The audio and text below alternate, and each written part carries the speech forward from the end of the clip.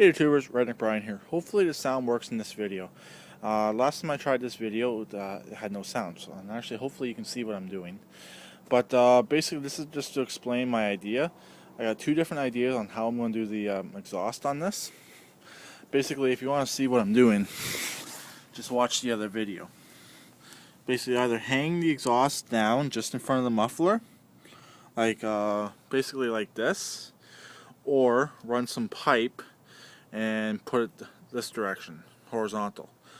So that's two different ideas I'm having for the exhaust. Just wanted to see what some people think. Either have it horizontal or vertical, coming off the two pipes on the engine and basically to the coupler and then to the pipe.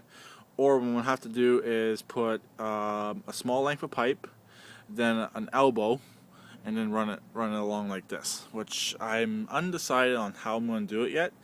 Because if you remember from the previous video, when I measured it up, the muffler will hit the cross member, but if I put a small length of pipe in, it will just be under the cross member, which will look just as good. So I'm debating on what to do, and just let me know what you guys think.